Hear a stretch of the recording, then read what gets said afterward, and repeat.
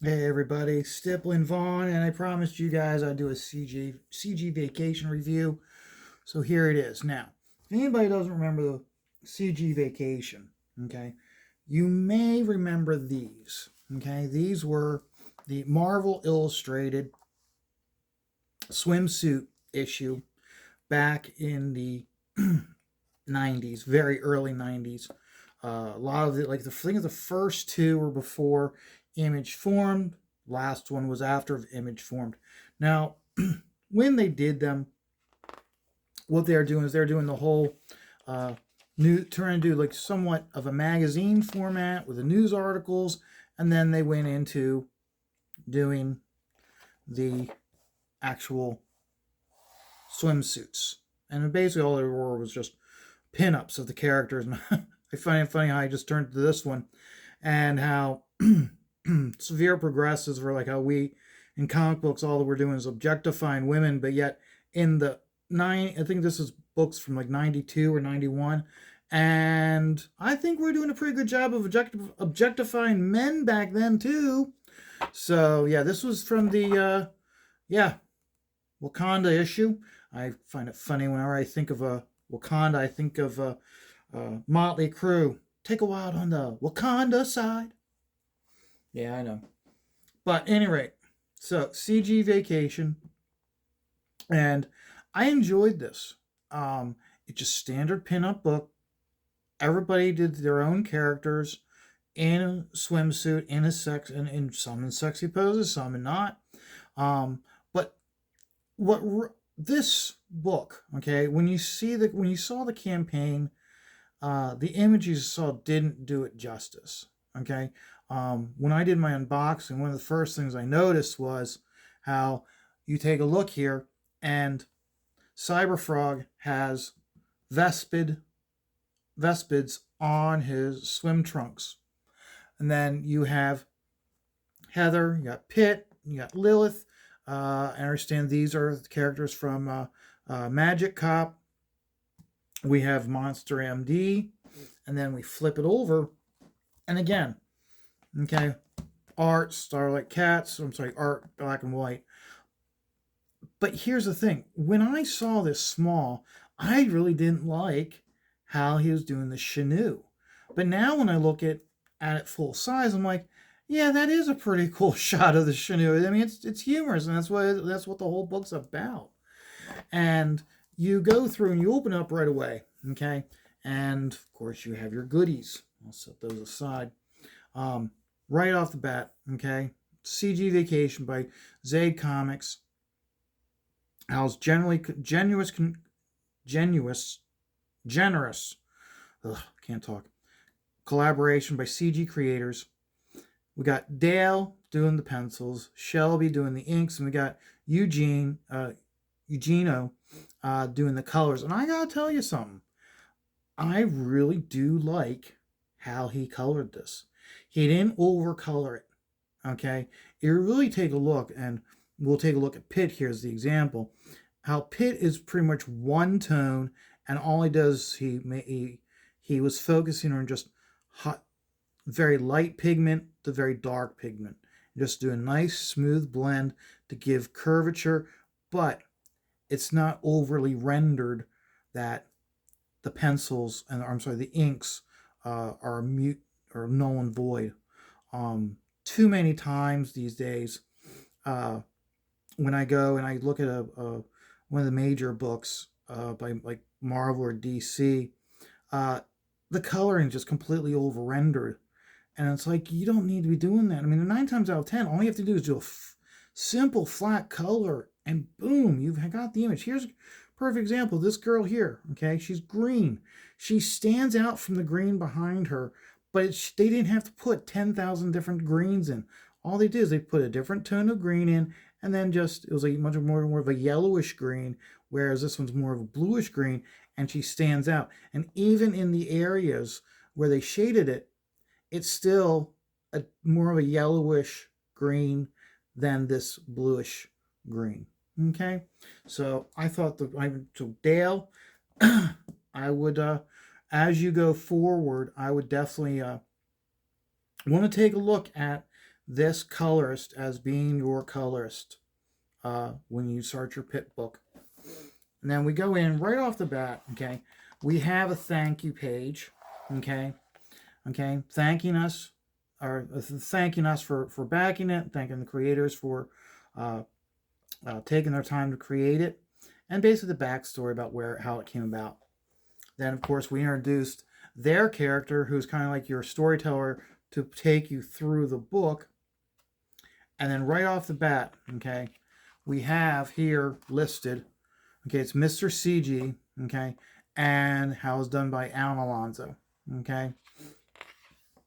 We then go through page by page, and every once in a while, like every other page, we have this image of Mr. CG, and then we have a pinup. Again, Perfect 10 by Paul Rodouche. I apologize. I know I'm a bit butchering that. But then just a nice pinup page, and you go through it page after page, showing, and these are creators being able to provide you with their characters and so they're basically, so think about it. Okay, this book gives all these creators a means to help introduce their characters to people that didn't back their book, along with giving something extra to those that did back their book. Okay, so, and then of course, still great stuff here. And like I said, a lot of this stuff I'm looking at going, I don't know some of these characters. I don't know what, like here, this one here, this one here, okay. Battle Maiden Knuckle Bomb by Kyung Lee. I don't know what this book is. I don't know anything about it. So I'm being introduced. I'm now intrigued to then start to like look up Kyung and look up his camp and see if I can figure out which campaign is his or an Indiegogo. Even if it's a closed campaign, you can still open it up and look at the campaign to get an idea. So that way, if he has another campaign, you can then back it, an opportunity to get the back books. Another piece I really enjoyed was AR-15 and Orangutan by Dan Lawless. And what's really nice is how Dan has a regular job. This stuff that he does for CG, he's just kind of like doing it for fun. And I'll tell you something, he's really up in the coloring for CG. And I know he's doing work for Aaron Lopresti and his Garbage Man series, or in his current campaign, which is available in demand or in Indiegogo. And then we all know this one. Again, this is where I really want to stress to you guys, okay, I've been in CG for about a year and a half. Okay, I'd say this upcoming February will probably be year number 2 for me being a part of CG. And so I know some of these characters, I know some of these campaigns, but I don't know them all. So again, it's a nice way to introduce you in a fun way to all these other characters. And then of course it has some fun stuff like here. It says, ask me about my feminist agenda, which we all know that's from that Mockingbird t-shirt that she was wearing in that one comic book where it really made it known how far left that the comic industry was going.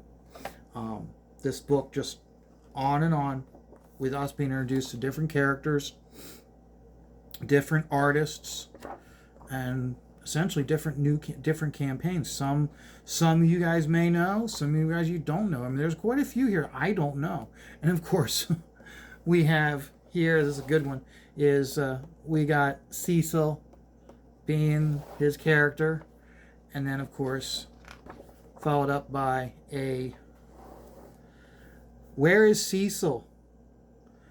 And yeah, where is Cecil? Because these are all the different reincarnations and versions of Cecil that have been done apparently over the last 2, 3, 4 years. I don't know how long Cecil's been in CG, but I just found that to be very entertaining. And in many ways, a page like this is an inside joke to those that have been in CG for a much longer period of time than myself.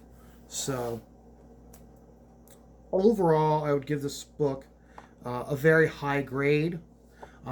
This is one of the things I really liked, is in the very back of the book, okay, you have on this side, you have a listing of all of the characters, okay, and the pages they're on, okay, and then on this side, we have a listing of everyone who contributed to the book.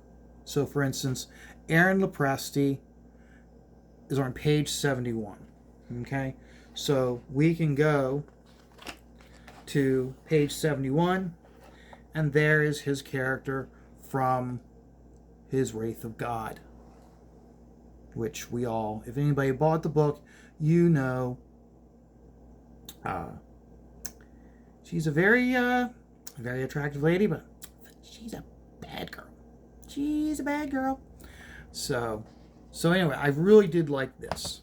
Okay, and then on top of that, we have a nice black and white image of the cover, which I do like also. Lastly, and I really like this. This was smart, very smart. Okay, the guys put in a full page ad for all their books, because remember, the Zaid brothers produced this book. Okay, so how better to really get people involved? Like, hey, if you like the images in this book, there's images of our characters. If you like it, here's a catalog of the books we have available. And then I'll tell you something. For CG, and there's been so many characters, or when I say characters, I should say creators, who have one book available, 2 books available. Okay, these guys have, okay, Magic Cop 1 and 2, Lost Pages 1 and 2, another Myths of the Lost Pages, so it's maybe most like a supplemental to the Lost Pages, a Magic Cop Trouble in Japtown. So I'd guess that that's most likely a Ashcan or mini comic book, or maybe a supplemental to Magic Cop. And then of course the People Ashcan, and of course the Magic Cup, all available in Zaid Comics. Okay, this was very smart of these guys to do that, and I'm glad they did. Okay, that is perfect advertising to get all these people that may have gotten this book for other reasons to be introduced to know what the Zaid brothers have available in their catalog. Okay, now comes the time where I'm going to give a critique, and this is where some people get their feathers ruffled. It's not meant to say that I'm critiquing this to detract you from buying the book. Okay, the book's well worth it. Okay, for $50 for a hardbound covered book. Okay, remember. Okay, these cheap ass floppies. Okay, I remember when these came out, we were really excited because these were higher quality than, or I should say, we were just excited because I remember when they started coming out with this type of paper, how before that we had the cheap newsprint, and we thought that this was a huge upgrade. As we're learning from CG creators, this is really cheap paper. Okay, so the paper in this book is higher quality than what this was. Okay, so you got a high quality paper and a high quality book. And I'll tell you something. One thing I'm noticing now you guys may not be able to see it, okay, but okay, one thing I'm noticing is when you have a higher quality of printing, okay, the black almost stands out as if it's a dimension, as if a dimensional layer higher than the rest of the color. Okay, and I'm noticing a lot of CG books are done that way. The paper's higher quality than Marvel's or DC's. Okay, but here's where, and if the Zay brothers, they can take this with a grain of salt. They can tell me go get bent for this. Okay, but this is where I feel they could really, if they want to do another one of these, and I do encourage them to do another one, because there's a lot of characters that I know of that aren't in this book. Okay, there's no She by Billy Tucci except for the middle fold out. There's no Dan Boob art with his Goblin Girl. There's no Dan Fraga. There's more. Okay, I know I'm horrible, and I didn't intentionally make a list before I did this video of who's in and who's out. No, but if they do another one of these, and I do encourage them to do another one because I want to see another one of these. Okay, here's where I think they can improve. Okay, now this is the yearbook that they produce annually for the Baltimore Comic Con. Each year they produce a book like this, okay, and it is each year they honor an artist, and this is the year they did Terry Moore, and the reason why, I'll tell you right now, I'm being bluntly honest, okay. I don't really care for all the artist contributors in this book. Okay, I really didn't feel like they really did their research or really cared about Terry Moore's characters. I almost got an impression that they're like, oh, Terry Moore. They just Googled some of the images of what his stories are for Strangers from Paradise or one of his other stories, and then they just use that to create a pinup. Along with, a lot of times when you do this book, what they do is these creators, they use the opportunity to use it to promote themselves along with drawing the other character. This is a very bad, here's a good example. So this is Chris Kimple. He's got his own character. So he's having his character interacting with the Strangers in Paradise characters, and god damn it, I can't remember her. She was working out of a junkyard. The gorilla was imaginary, but and the book had literally just come out when they were honoring him. Me, I like Terry Moore. Always have loved his stories, his artwork. So when I did this one, I did my own fan piece for and gave it to him that year of the convention. I didn't do any of his main characters. I picked a lot of his characters that came from his different ideas. He had a series out called SIP, which is basically just almost like a fanzine of all of his different story ideas, and how originally Strangers of Paradise was going to be done as a comic strip, and Kachu was going to be a fairy in this little fairyland. And then as time went on, he had a little pixie, and he had a little polar bear looking for love, and all these little inside jokes that I tried to put in this, and he really liked it. He even signed it. When he signed it for me, he put, "I love this." So he really enjoyed this. Oh, right here. Uncle Maury, Aunt Libby, Lizzie, Kiki, all from Terry Moore. And then, of course, one of the jokes was with Aunt Libby was in one of the story ideas was that her husband was kidnapped by aliens and brought back to her as a dog, and she beat this dog relentlessly. It was so funny. But that's not the point, okay? The point is the back of the book here, okay? In the back of the book, they did this. Each of the artists in this book is given a section where they get to do their little buy-up and include their social media links, okay? Why? Because it gives them a chance to, hey, not only are they contributing to this book, but they're also giving themselves a chance to advertise, whether they have their own created character or not. It gives them a chance to help promote themselves.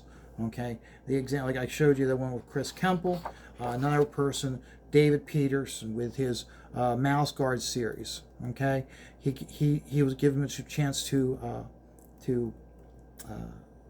push and highlight his book. Andy Smith. Okay, here we'll use Andy Smith as an example because I know he did it.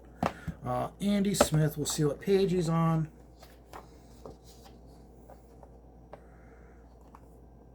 Again, this is one thing where the Diaz brothers did it right. These guys didn't.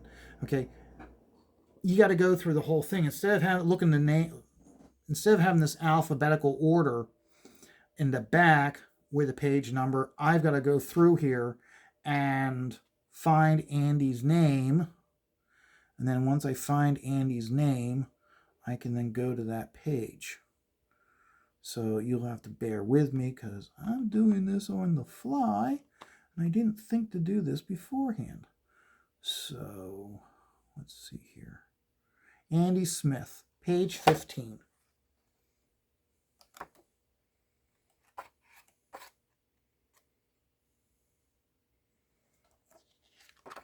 Yep, right there. Perfect example, okay?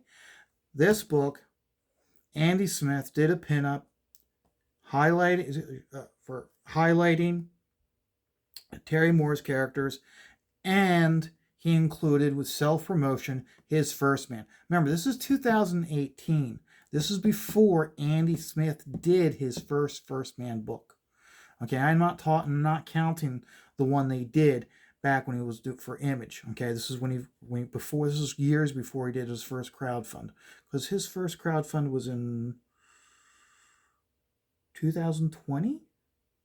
Yeah, I think it was 2020 when he did his first man crowdfunded comic. Okay, and along with Penumbra. Okay, but here, this is one of the things a lot of people do. They did this so they could self-promote themselves along with paying tribute to the artist who's being honored that year.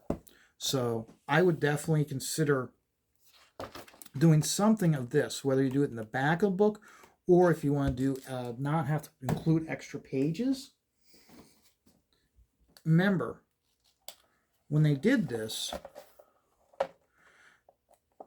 they have this white border, okay, that they could have put something to give us more information about the campaign, the the name of the book, their social media links, something. I think it would have helped out a lot. We're going to just put a little inset, kind of like how they do these insets. Have an inset panel along the bottom with all the information. Just something, I think, to help us with investigating to help support these artists. So if you, let's find the one page.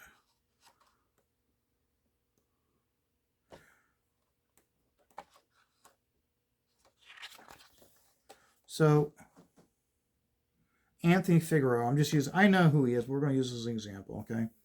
If we had a little bit more information, okay, we could have, to help us find Anthony for all the different types of books he's doing, the projects he's working on, social media links, if he's got a website, something to help these creators and us as fans. Because like I said, there's one or two pages in here I'm like, okay, who is that?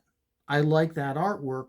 I want more. I want more. I want to know what their campaign is. I want to be able to take a look at, even if it's a closed campaign, I still want to be able to look at it, see, so that way when they have a new campaign, I can back it, or I can follow. I can start following them on social media, so I can be alerted when they have a new campaign.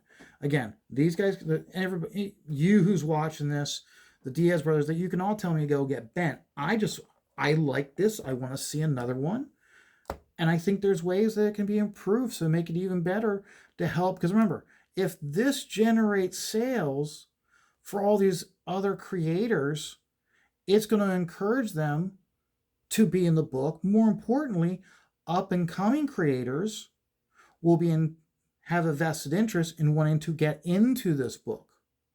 Okay? Because these guys did a full page ad in the back of the book. Imagine if, let's say there was like 3 creators who they already have their timetable set up that they're going to be one of them's going to be launching in winter of 2023. One is in the spring of 2023. One's in the fall of 2023. They could each, hey, maybe they get divided up. They each get a third of a page to be able to have a little ad. Okay, and I know ads is old school, but you know what?